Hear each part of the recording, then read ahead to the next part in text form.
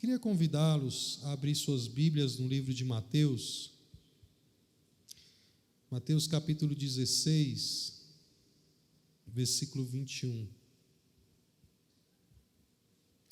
Nós vamos começar hoje, irmãos, aqui uma série dentro da perspectiva sobre a última semana de Jesus na terra, tá bom? Então nós vamos caminhar aqui a partir de hoje, olhando e entendendo os últimos momentos que o nosso Mestre viveu, nosso Salvador viveu aqui na terra. Para mim é um dos momentos mais fascinantes da história bíblica. É justamente esse último momento da semana de Cristo na terra, que nós vamos perceber como ele se sujeita, como ele é obediente ao Pai, aos decretos de Deus, como ele se entrega voluntariamente como Cordeiro de Deus, as implicações e quais foram as suas palavras finais aos seus discípulos, o seu amor que vai ser revelado progressivamente, até inclusive para os seus piores inimigos nessa última semana. Então temos grandes lições a tirar, a aprender aqui dessa viagem extraordinária que nós vamos começar hoje, caminhando aí na última semana do nosso Mestre.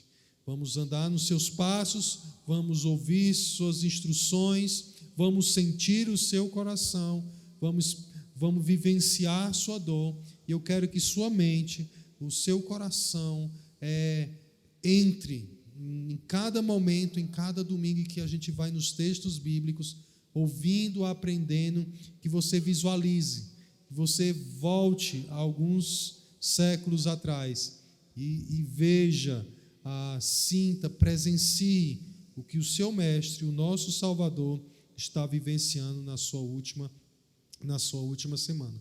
E para nós percebermos a importância desse momento na vida de Jesus, enquanto ele estava na terra, o texto que nós vamos ler de Mateus capítulo 16, versículo 21, ele vai nos apontar essa decisão exata de que momento ele decidiu, o momento em que ele olhou e fitou os olhos e o seu coração para caminhar para a sua morte em Jerusalém. Versículo 21 de Mateus capítulo 16.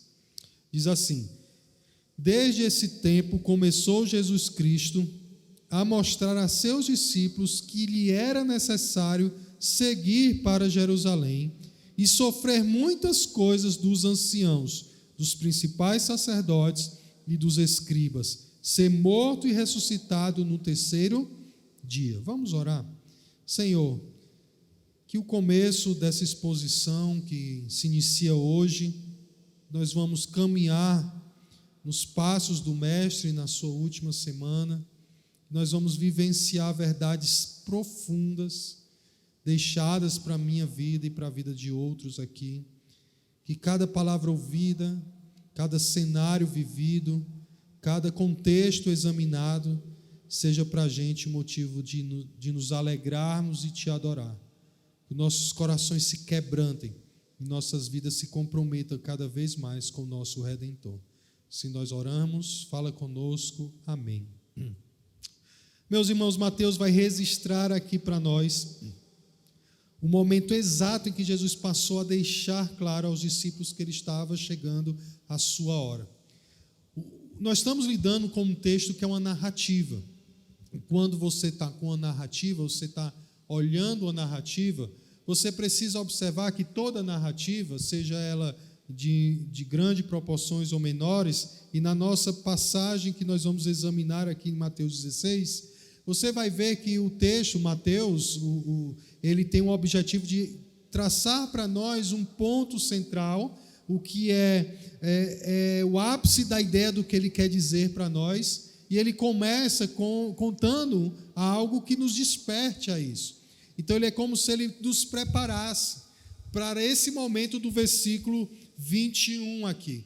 Então no capítulo 16, ele vai mostrar o Mestre instruindo os discípulos, mostrando que esses discípulos ainda não estavam entendendo, mesmo que andando já 3 anos com o seu Mestre, eles não compreendiam questões básicas, sua fé, a fé dos discípulos, era uma fé ainda muito, muito imatura, pequena, mas mesmo assim com fé e não compreendendo a verdade, Jesus vai alertar os seus discípulos para o fato de que agora ele irá morrer. Esse versículo 21 é o momento exato nos evangelhos em que Jesus diz abertamente para os seus discípulos que é chegada a hora da sua morte, que ele haveria de ser rejeitado e que ele haveria de padecer a morte e, enfim, ressuscitar. Então, Mateus está registrando isso para nós, aos seus discípulos, que a hora se chegou e Jesus agora olha para Jerusalém e ele vai focado. Isso aqui é o momento do auge do ministério dele. Ele está no auge da sua popularidade aqui. Multidões estão à procura de Jesus, querendo saber quem é Jesus e até mesmo pensando em seguir Jesus e na expectativa de quem é Jesus. E Mateus registra isso para nós, para justamente mostrar que chegou a hora de Jesus ir para o cumprimento fundamental ou primordial da sua vinda ao mundo. Então ele vai para Jerusalém, e essa ida para Jerusalém não era para triunfar sobre Roma, para o Império Romano, não era para libertar os israelitas da opressão romana, pelo contrário, não era também para mostrar o Cristo glorioso em glória, mas sim apontar e mostrar que esse Messias que Deus enviou é o Cordeiro de Deus que está indo para o sacrifício agora. É o Cordeiro dando os seus passos para o matadouro, para o altar de sacrifício. Então, quando o Mateus ele registra de maneira bem específica aqui para nós, Mateus é muito detalhista, e aí Mateus ele vai dizer, ele começou a Jesus a mostrar aos seus discípulos que era necessário seguir para Jerusalém. Havia um propósito definido, eu vou para Jerusalém, e agora os passos do Cordeiro de Deus se encaminham para o sacrifício perfeito de Deus para a humanidade. Tem quem assistiu aqui o filme As Crônicas de Nárnia, você vai lembrar do episódio em que Aslan, quando Pedro, se não me engano, Pedro, ele pega, como ele traiu, como ele mentiu, como ele foi condenado ali pela rainha, a feiticeira lá, e era necessário que houvesse um preço a ser pago para que Pedro, o pecado ou a desobediência de Pedro, pudesse ser ressarcida.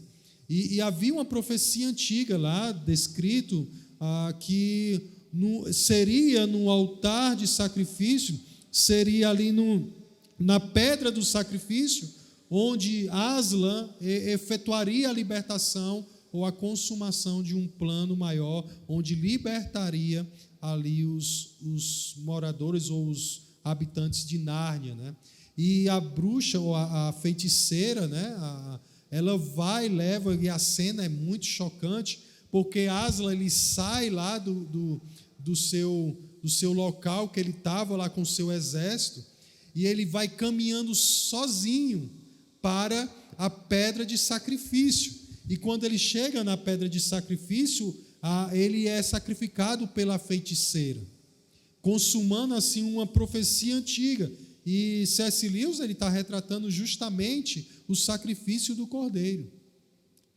Jesus ele está indo para Jerusalém, sabendo que é chegada a sua hora. Não haveria mais retorno. Ali seria o seu sacrifício. Então, daqui por diante, nós estamos indo para os passos desse Cordeiro de Deus. Aqui no Mateus capítulo 16, faltava-se um ano ainda para que Jesus fosse para Jerusalém definitivamente. Mas aqui ele vai indo, caminhando em seu ministério até chegar a Jerusalém. Ele não vai desviar mais o percurso, pelo contrário, ele vai prosseguindo, vai desenvolvendo o seu ministério agora, caminhando com seus discípulos para Jerusalém. Irmãos, tudo isso está acontecendo, a descrição desse versículo 21 para nós, que lhe era necessário seguir para Jerusalém, conforme ele está falando para os seus discípulos aqui, num contexto a qual você vai ver no versículo 13 em diante, um contexto onde haverá uma confissão de Pedro, a identidade messiânica dele vai ser exposta, vai ser declarada, vai ser audivelmente falada por Pedro e os discípulos, a fé deles serão expostas, e também num cenário de repreensão de Jesus a Pedro. O mesmo Pedro que declara a sua fé e a identidade de Cristo, vai ser em seguida o mesmo Pedro que vai ser repreendido e pedra de tropeço, voz de Satanás na vida de Jesus. E em seguida a isso, Jesus vai propor para as multidões que se aproximam dele e para os seus discípulos o que implica seguir. Então, nesse cenário que nós vamos examinar agora, nós vamos percorrer esse momento definitivo. Eu quero que você tenha em mente que aquilo que nós vamos expor agora, Jesus estava certo de ir para Jerusalém. E a sua morte era certa, e ele caminhava para uma morte certa. E você precisa ter isso em mente para entender o preço do discipulado, para você entender o que é seguir a Cristo. Vamos ver no versículo 13, eu queria que você, já na sua Bíblia aberta e deixando ela aí aberta, você me ajudasse acompanhando os textos e a exposição que eu vou dizendo aqui. Veja o versículo 13. Indo Jesus para os lados de Cesareia de Filipe, perguntou aos seus discípulos: quem diz o povo ser o filho do homem? Queridos, Jesus ele vai para uma localidade chamada Cesareia. Cesareia era uma região 40 quilômetros acima da Galileia. Então ele sai ali da Galileia e vai para uma região basicamente de gentios. E essa cidade era uma cidade que foi por muito tempo palco de divindades. No passado, na época antiga, Baal era o deus daquela região. Depois os romanos chegaram ali e impuseram um templo ao deus Pan, ao qual eles adoravam ali o Deus. Haviam vários templos construídos para a divindade ali, inclusive um templo construído para o imperador César Augusto, o primeiro imperador romano.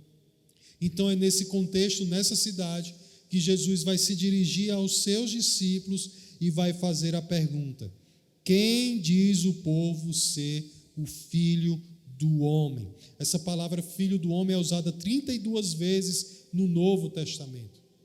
E aqui em Mateus ele usa para apontar a identidade dele. Jesus está dizendo: quem é o filho do homem? Filho do homem não diz respeito somente à humanidade de Jesus. Pelo contrário, lá em Daniel, isso está muito ligado ao Antigo Testamento. Daniel capítulo 7, se você ler depois versículo 13 e 14, você vai ver que é dada autoridade a um ser, a um homem ali, a qual é dado toda a autoridade e domínio sobre os governos da terra, sobre a humanidade. Ele tem autoridade do alto. O ancião de dias, em Daniel, dá autoridade para esse filho do homem, que aparece com poder, glória e majestade. Então, quando Jesus diz assim: quem diz o povo ser o filho do homem? Jesus está pedindo para que os discípulos falem a respeito do que as pessoas estão falando sobre ele. E as respostas aqui são variadas, não são todas, mas especificamente os discípulos vão apontar para Jesus o que normalmente ele era visto. Havia uma grande preocupação, uma grande questão nos dias de Jesus com o seu ministério. Lembra que ele está na popularidade do seu ministério aqui? E todo mundo quer saber, afinal de contas, quem é Jesus. É mais um profeta? Será que ele é João Batista? Ele é Elias, o prometido? Quem, afinal de contas, é Jesus? Será que ele é o Messias? Então havia muitos debates, havia muitas conversas, e muitos diziam a respeito quem era Jesus. Uns vão dizer que é João Batista. Lembra? João Batista tinha morrido aqui há pouco tempo. Em Mateus capítulo 10 é registrado a morte capítulo 11 é registrado a morte de João Batista. Ele vai ser morto ali naquele capítulo. E alguns estão achando que o próprio Jesus é quem? João Batista. Outros vão dizer que ele era Elias. Se você estudar o ministério profético de Elias, você vai ver que Elias ressuscitou gente, que Elias multiplicou azeite e pão para a viúva de Sarepta. Então há uma identificação do que Jesus está fazendo com o ministério do profeta Elias. E algumas pessoas vão dizer, ele é Elias do Antigo Testamento. Outros vão chamar ele de Jeremias. Provavelmente ele seja Jeremias de hoje, um profeta que anunciou juízo para a nação e um homem de dores. Alguns vão dizer, não, ele é mais um profeta que Deus levantou. Havia uma diversificação enorme a respeito de quem era Jesus. A popularidade do seu ministério estava em alta, logo as pessoas tinham várias dúvidas ou questões sobre quem era Jesus. Ele multiplicou os pães, fez 2 multiplicações de pães já, e aquela multidão ficava admirada. Gente, você consegue imaginar a cena? Tem uma série, né? Não sei quem está assistindo aí, The Chosen. Você assiste o negócio, você fica assim, meu Deus, imagine a cena real. Imagine você presenciando aquilo. Se nos mexe profundamente ver uma cena, né, filmada, imagine a cena real. Você vê o mestre multiplicando pães. Você de 5 pães e 2 peixinhos, você multiplicar e alimentar uma multidão, ainda sobrar 12 cestos de pães. E isso visivelmente acontecendo aos seus olhos. E os discípulos, as multidões presenciaram milagres. Viram coisas acontecer que não era comum. E as pessoas estavam questionando o que está acontecendo, quem ele é. Então há várias respostas aqui. Como nos nossos dias também há várias respostas para quem é Jesus. A multidão tinha várias respostas. Nos nossos dias também existem várias respostas. Diante disso, Jesus ele volta os seus olhos para os seus discípulos aqui e vai dirigir para os seus discípulos uma pergunta, não mais para a multidão, mas uma pergunta para cada um deles. E essa pergunta, meu irmão, você que está aqui nessa noite ouvindo, seja aqui ou na transmissão, essa pergunta é a resposta que você tem que dizer hoje.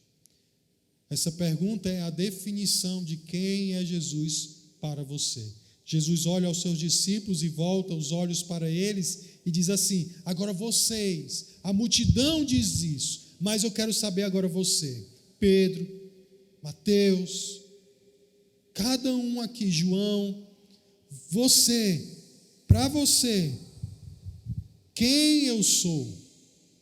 Quem eu sou para vocês? Quem vocês vão dizer quem eu sou? Agora eu quero a resposta de vocês. E logicamente, aquele que toma a frente é quem? Pedro. Pedro é impulsivo, né? Pedro vai lá, essa resposta é minha.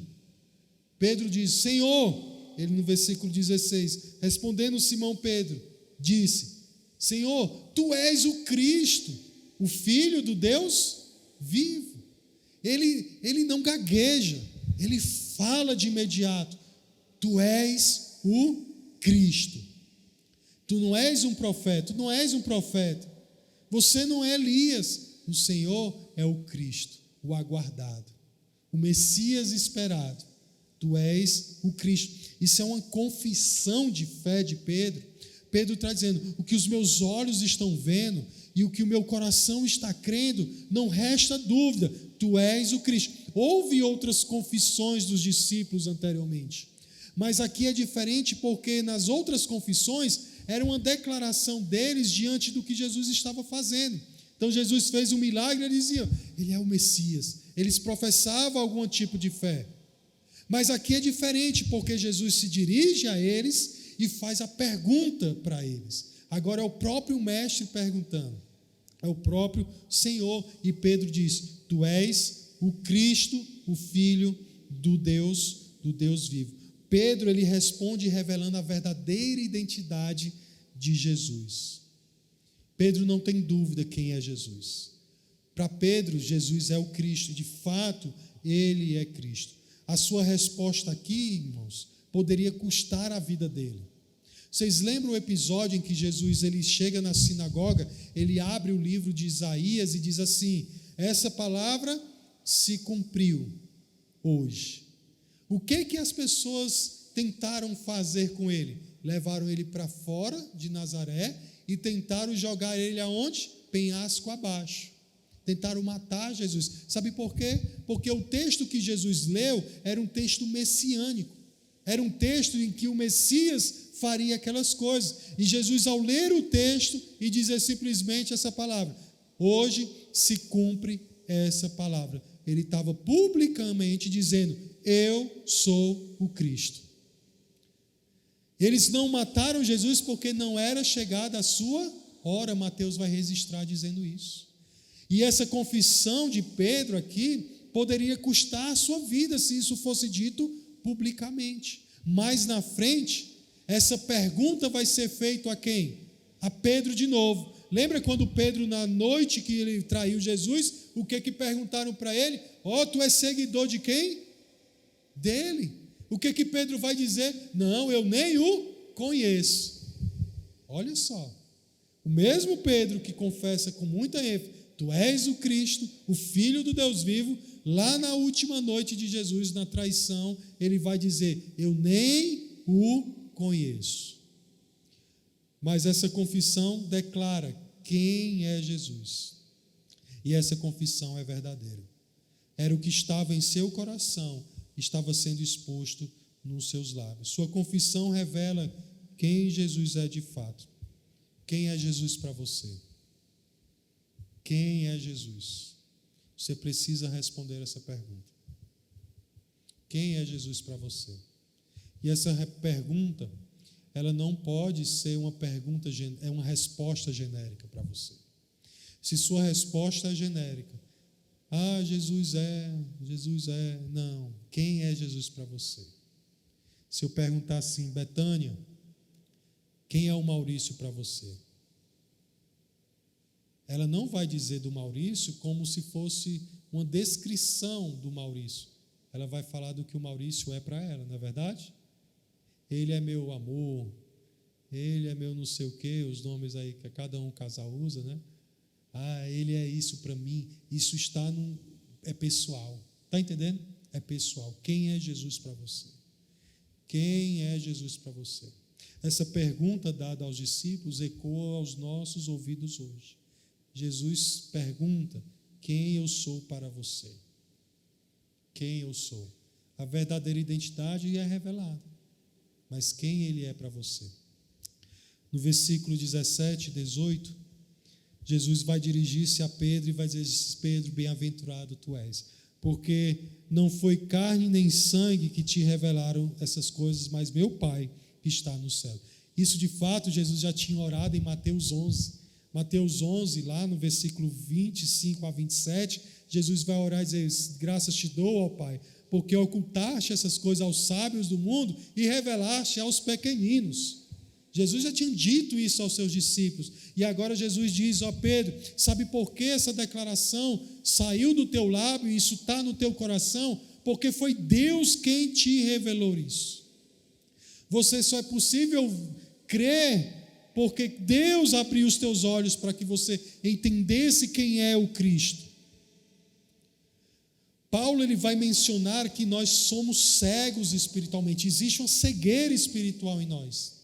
O homem natural ele não discerne as coisas espirituais, 1 Coríntios, capítulo 1, versículo 14. Em 2 Coríntios, capítulo 4, versículo 3 e 4, Paulo vai dizer que Satanás cegou o entendimento de quem? Dos incrédulos, para que não lhes resplandeça o quê? A glória do Evangelho. O homem natural, o homem incrédulo, ele não consegue discernir espiritualmente. Ele pode ver, ele pode entender, mas ele não consegue discernir quem é Jesus, porque isso é um discernimento que Jesus está dizendo para Pedro, que é espiritual. Para nascer de novo, tem que vir do alto. E Jesus está dizendo isso para Pedro, Pedro, bem-aventurados tu és, porque te foi revelado quem eu sou. E como isso foi revelado a Pedro? Pelos milagres que Jesus fez, pelos ensinos que Jesus fez e pelas escrituras do Antigo Testamento que apontavam quem Jesus era. É isso que Mateus vai usar no seu evangelho para dizer como Deus está revelando quem Jesus é. E isso dado a Pedro, ele discerniu espiritualmente, tu és o Cristo, o Filho do Deus vivo. E aí, Jesus vai dizer para Pedro: olha, Pedro, tu és Pedro. Uma passagem que às vezes nos confunde, né? Mas ele vai dizer: Pedro, ele volta para Pedro e diz: tu és Pedro, e sobre esta pedra edificarei a minha igreja, e as portas do inferno não prevalecerão contra ela. Ele olha para Pedro e diz: Pedro, realmente o que você falou é verdade, é quem eu sou, e eu sou isso para você. Agora, Pedro, tu és pedra. A palavra Pedro significa pedra. E diz: sobre esta pedra edificarei a minha igreja. Deixa eu explicar rapidinho isso aqui para vocês. O que Jesus está dizendo para Pedro tem dois sentidos, mas duas questões estão conectadas. A primeira, o que ele confessa. A confissão de Pedro é o quê? Tu és o Cristo, o Filho do Deus vivo. E ele está dizendo: Pedro, sobre essa confissão, eu vou edificar a minha igreja.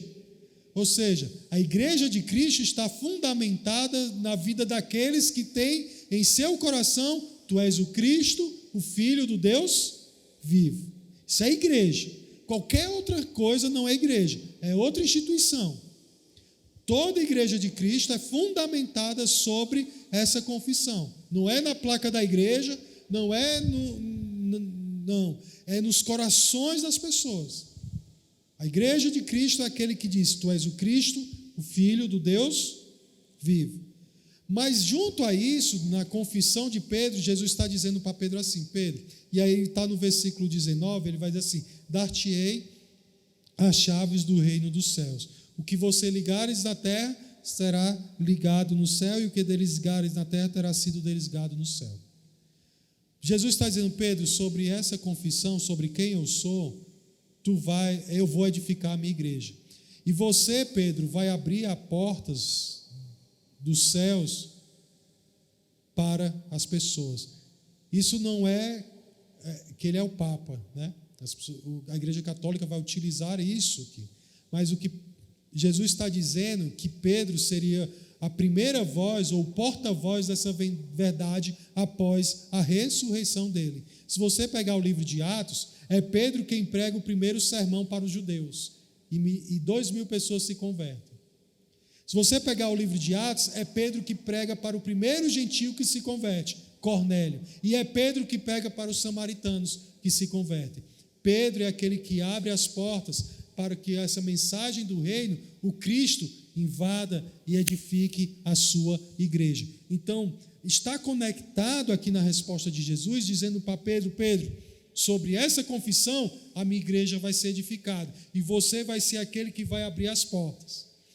Em Mateus 18, Jesus vai dizer aos discípulos que eles também, o que ligardes na terra, seria desligado no céu. Isso não é uma função só para Pedro, é para todos nós.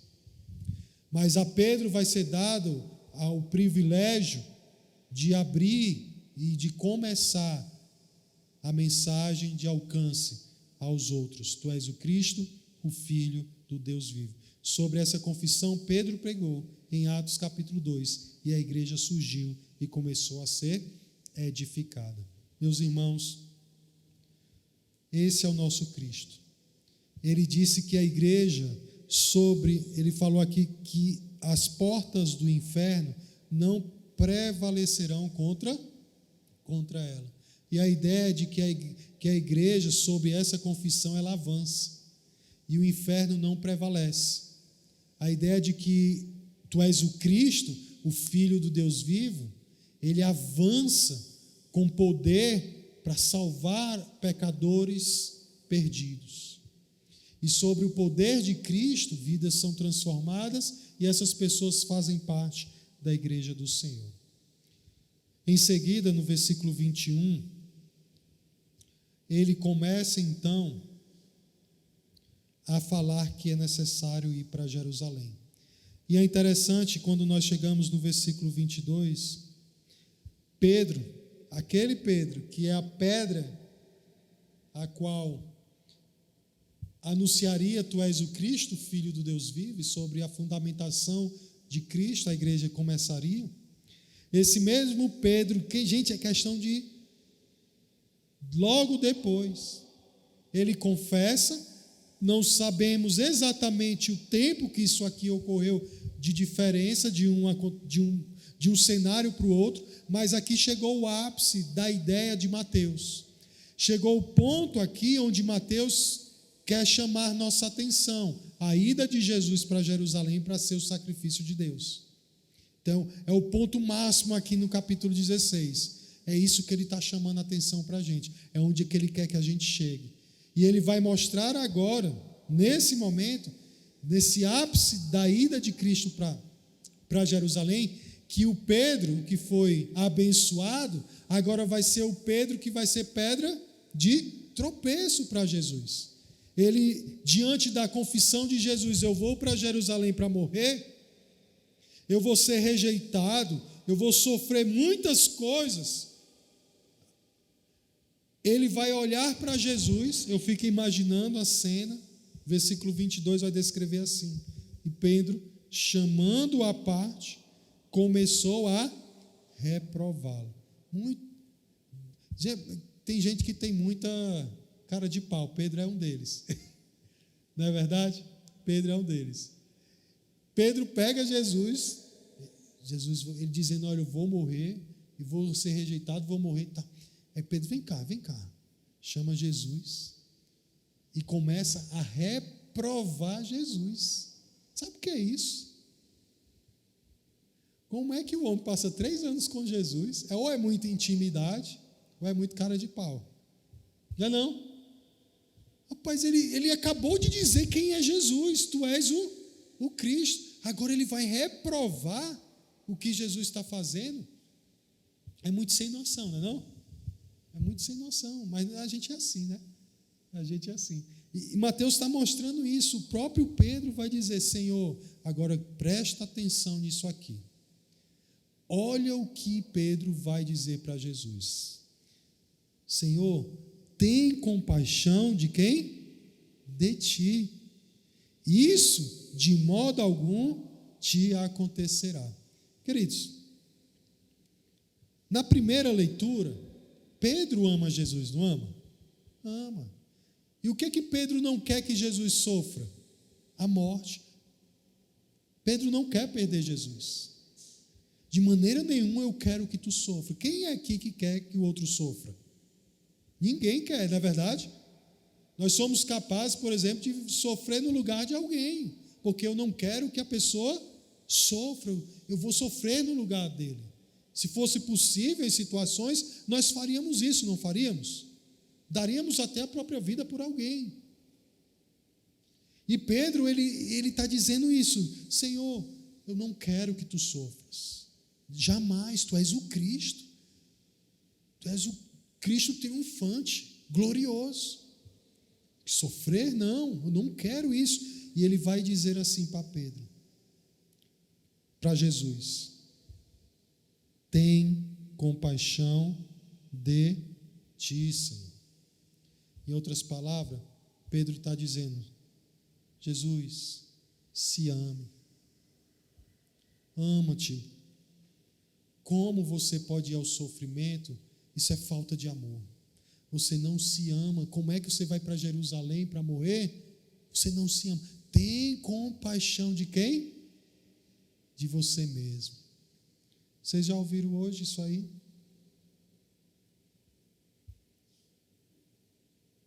Quantas pessoas já chegaram para você e dizem: se ame, preserve a sua vida. Para que obedecer a Cristo? Para que amar a Deus? Esse amor agora chegou a um ponto que requer de você o quê? Sacrifício. E seguir a Cristo, isso aqui é muito importante para o versículo 24 em diante, irmãos. O que Pedro está dizendo: Senhor, chegou um momento que até então dá para levar, mas quando exige o sacrifício da sua vida, não. Tem compaixão de você, Senhor. Tem compaixão de ti. De maneira alguma vai acontecer isso contigo. Tem compaixão. Pedro agora é pedra de tropeço. Jesus vai olhar para ele e vai dizer assim: arreda, Satanás. Sai daqui, Satanás. Por que ele está dizendo isso? Você lembra na tentação dele? O que o diabo tentou Jesus? O que o diabo propôs para Jesus? Uma glória sem a cruz. Uma adoração sem o sacrifício. Uma vida de domínio sem sujeição ao Pai. E Pedro está propondo a mesma coisa para Jesus agora. Tem compaixão de ti, não precisa de sacrifício, você não precisa sofrer, mas ele precisava sofrer, porque essa era a vontade de quem? Do Pai. Esse era o decreto de Deus, essa era a vontade estabelecida de Deus. E ele vai dizer: tu és para mim, Pedro, pedra de tropeço. E essa pedra de tropeço não é uma pedrinha que você tropeça, é uma pedra capaz de te derrubar, de te deixar incapaz de prosseguir. E Jesus está dizendo: essas tuas palavras, Pedro, é uma pedra no meu caminho que poderia me tornar incapaz de cumprir a razão pela qual eu vim para o mundo. Eu vim dar minha vida, mas você não cogitas das coisas de Deus, e sim das dos homens. E aí, Mateus, inspirado por Deus, ele vai conectar esse momento particular de Jesus a uma publicação de Jesus às multidões e aos seus discípulos. Por que ele está fazendo isso? Porque ele está dizendo para nós: está vendo o que o Messias fez? O nosso Cristo, ele não teve compaixão de quem? De si mesmo, mas deu sua própria vida, tomou sua cruz e cumpriu o plano de Deus. Isso é que ele fez. E aí Mateus vai registrar, e inspirado por Deus, ele vai conectar isso a um acontecimento. Jesus aproveita essa confissão particular de Pedro e chama os seus discípulos. Em Mateus aqui não diz só que ele chamou os seus discípulos. Mas se você for em Marcos e Lucas, você vai ver que Jesus chama quem? As multidões. Jesus chama Pedro, diz isso para Pedro, em secreto, mas ele vai agora confrontar os discípulos e a multidão. E ele: vem cá, Pedro, vem cá os discípulos, e agora vem todos vocês que estão aqui. E Jesus vai dirigir a palavra para eles e vai dizer assim: gente, isso aqui é muito sério, porque isso vai definir se nós somos discípulos de Cristo ou não. Ele diz assim: se alguém quer vir após mim, a si mesmo se negue, tome a sua cruz e siga-me. Observe aqui que Jesus, ele vai apontar para os discípulos o que significa segui-lo. Jesus, ele começa assim: se alguém,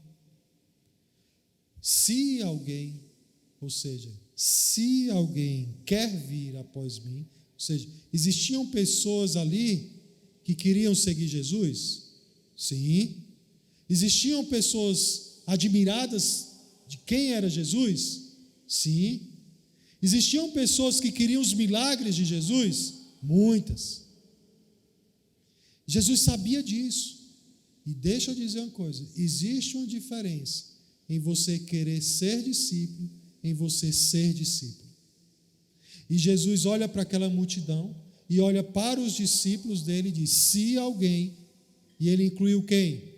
Os seus discípulos. Se alguém aqui quer vir após mim, então eu vou dizer para vocês o que vocês vão fazer. Se vocês querem me seguir, e o que Jesus está dizendo quando ele diz: se você quer que eu seja o seu mestre, e ser discípulo implicava comprometimento com os ensinamentos do seu mestre, mas muito maior comprometido com o seu mestre. Em João capítulo 8, versículo 31 e 32, Jesus vai falar que se nós guardamos os seus mandamentos, nós somos os seus discípulos. Em João capítulo 15, 7 e 8, ele vai dizer que nós vamos dar frutos porque somos seus discípulos. E assim seremos os seus discípulos. Então Jesus está dizendo aqui para a multidão e para os seus discípulos que existe um preço para segui-lo. Que segui-lo envolve algo. E ele vai mostrar o preço. Por quê? Você tem que vincular isso aqui agora ao que Jesus falou para Pedro. O que Pedro falou para Jesus. Qual foi a proposta de Pedro? Tem compaixão de ti. O que Jesus vai dizer para a multidão e para os discípulos é o contrário agora. Vocês querem me seguir? Primeira coisa que vocês vão ter que fazer. A si mesmo, quê? Se negue. A si mesmo, se negue. Você quer me seguir? Você não vai viver mais para você. Você quer me seguir? Uma vez Jesus disse para a multidão: chega de pão.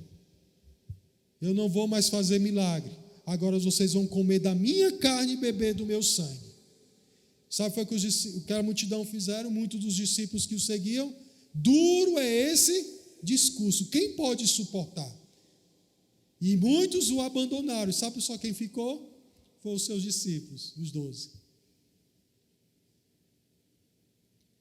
Querer seguir Jesus, ser discípulo de Jesus, não é a mesma coisa de você ser discípulo de Cristo. E Jesus está dizendo: se você quiser me seguir, você vai negar a si mesmo. O que isso implica? Você não terá compaixão de você mesmo. Você só será capaz de dar sua vida por Ele se você amar a Ele mais do que a você mesmo.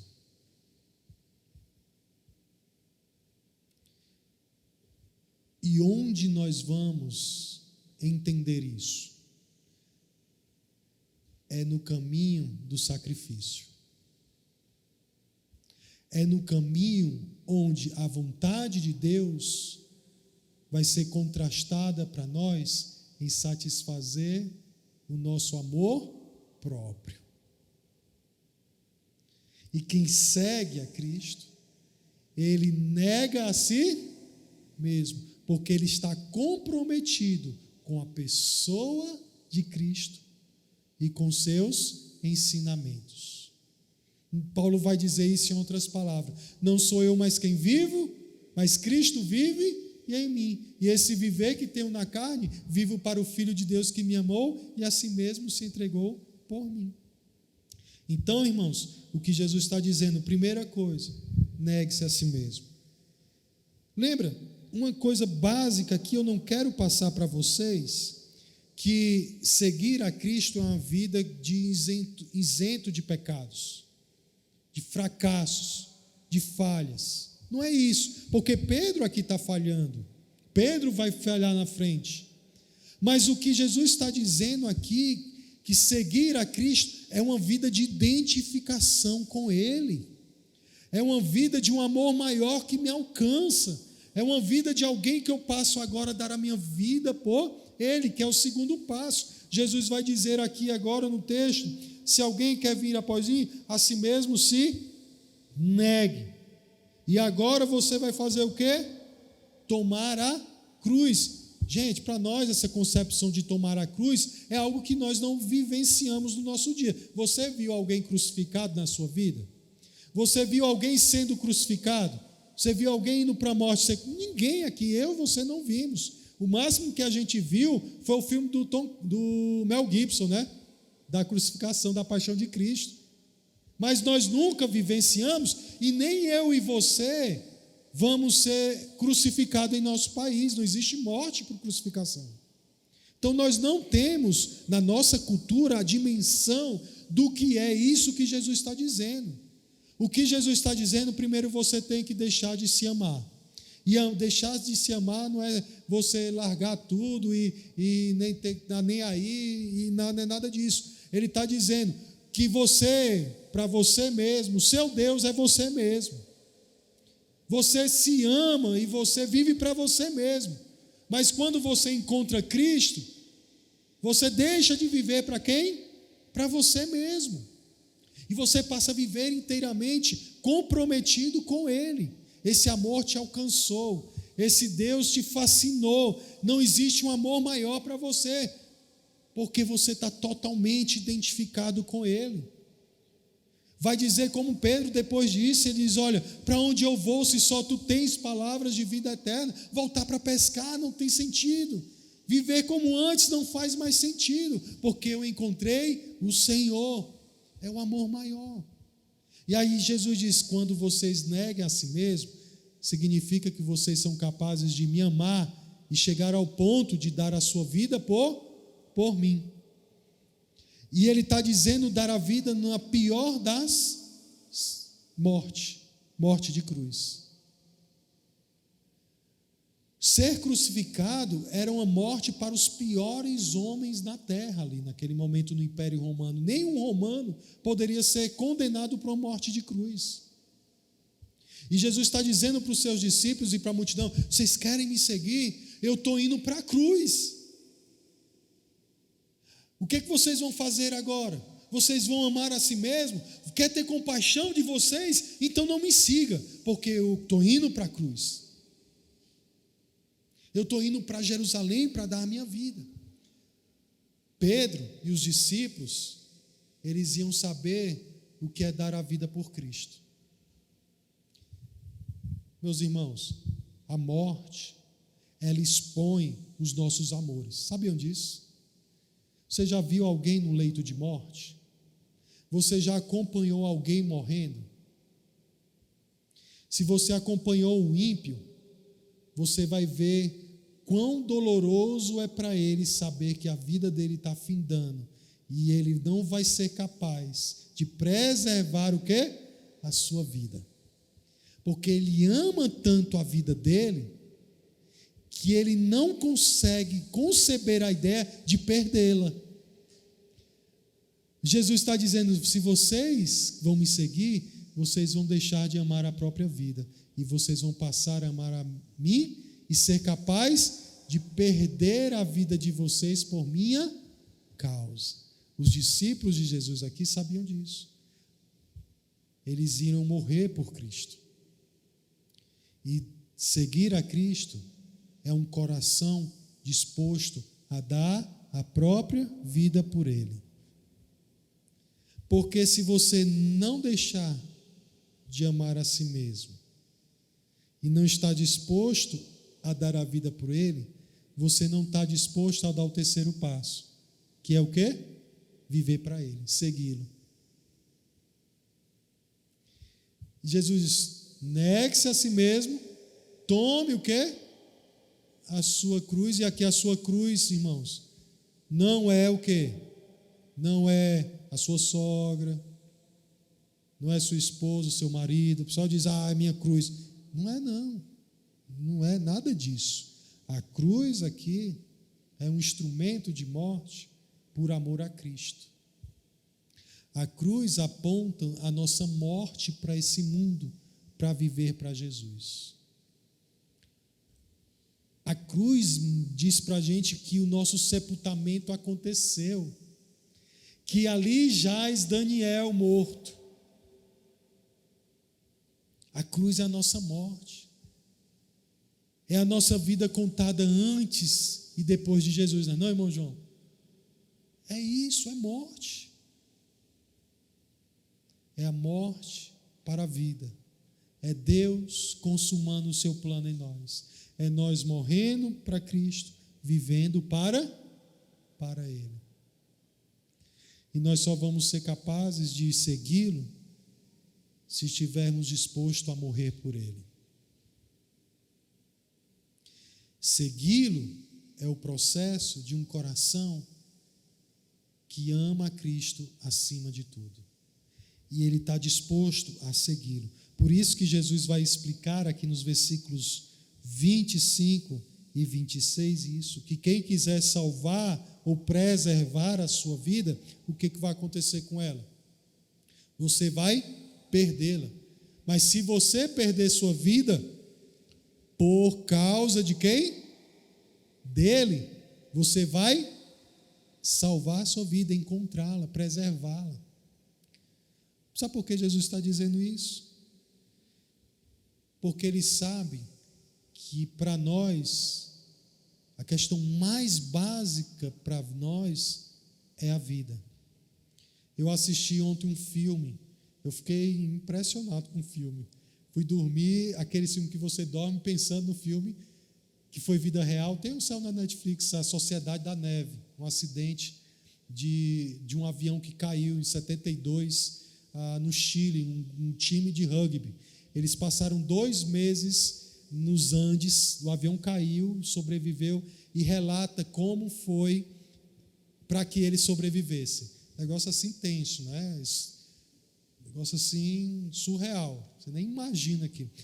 E ali na experiência deles, você percebe como a preservação da vida nos faz fazer coisas que nós não imaginávamos.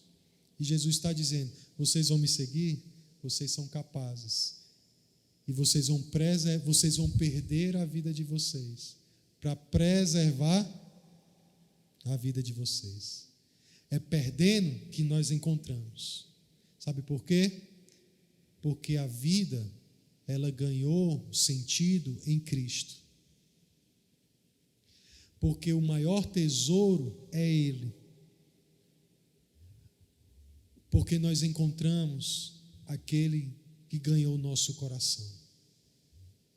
E não faz mais sentido viver sem Ele. Por maiores que sejam minhas paixões desse mundo, as fascinações desse mundo, as coisas desse mundo, você vai olhar para aquilo e você vai dizer: nada disso faz sentido sem Jesus. Isso é o preço de segui-lo. Quem preserva vai perder, e quem perde por causa dele vai achar.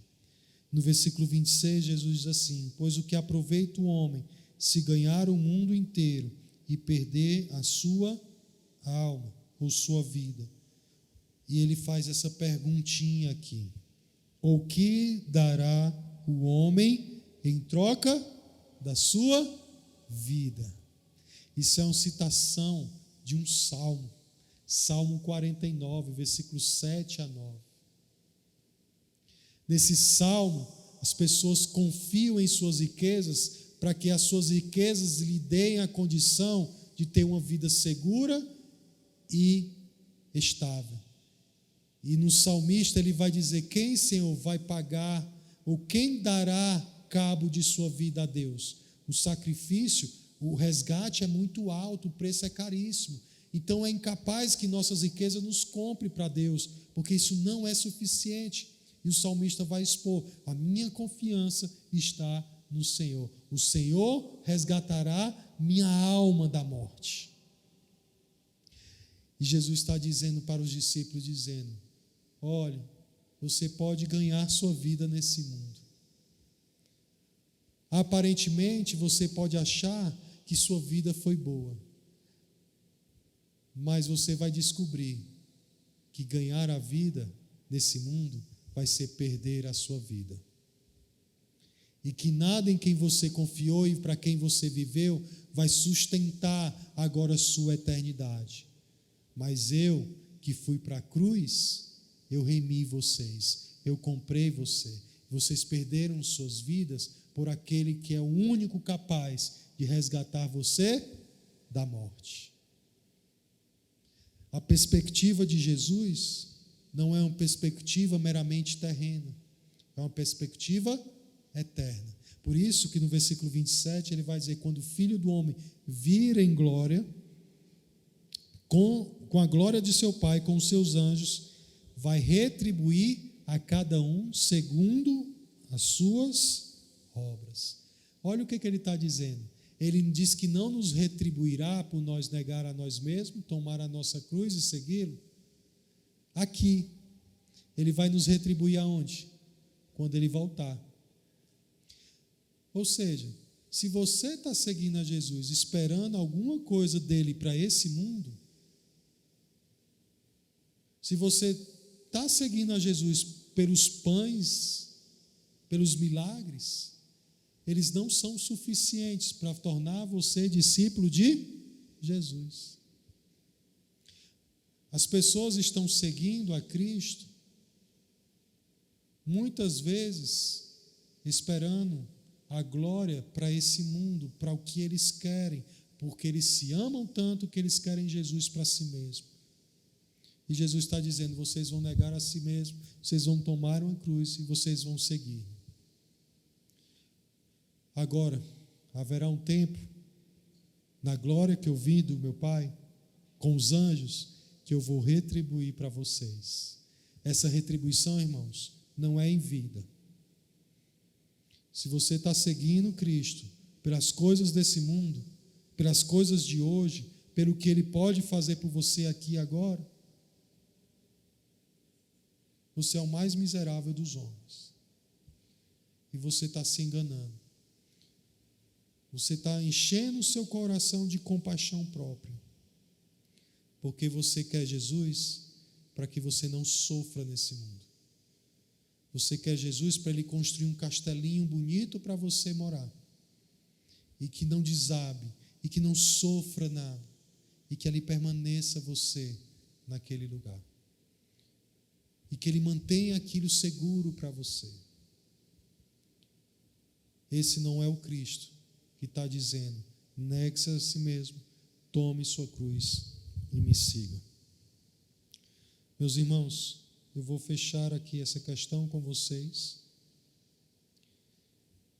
com três perguntinhas, três perguntinhas, para você ir para casa refletindo. A primeira, eu fiz no decorrer da pregação e eu quero te lembrar: quem é Jesus para você? Quem é Jesus para você? Você definir isso é importante no seu coração, porque você só será capaz de dar sua vida por Ele se você de fato conhecer quem Ele é.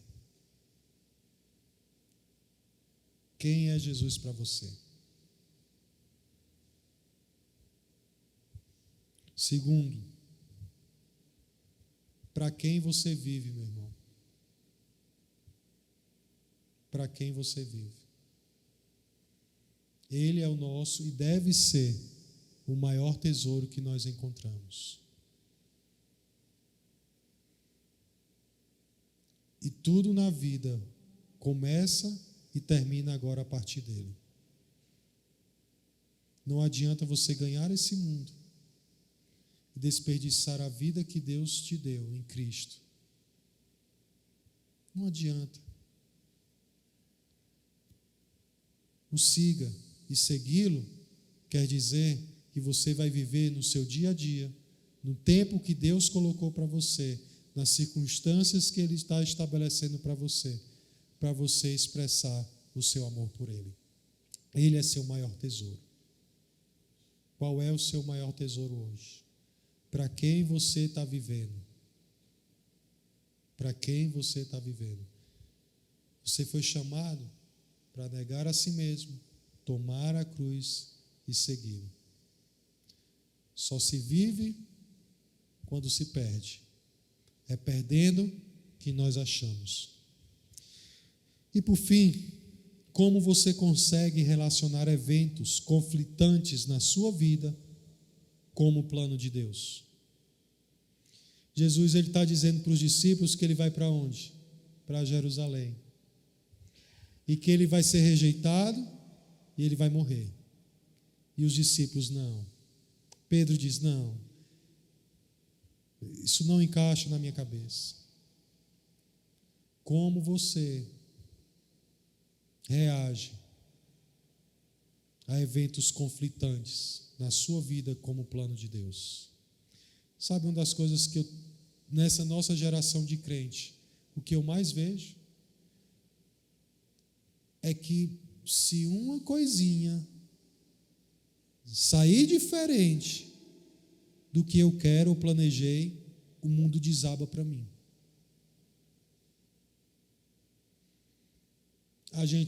Eu vou deixar a igreja, eu vou perseguir a Jesus.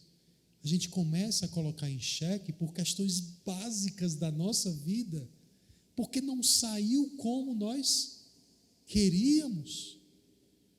E a gente coloca em xeque o quê? Seguir a Cristo. Essa é a geração de crentes que estão se vivendo na igreja.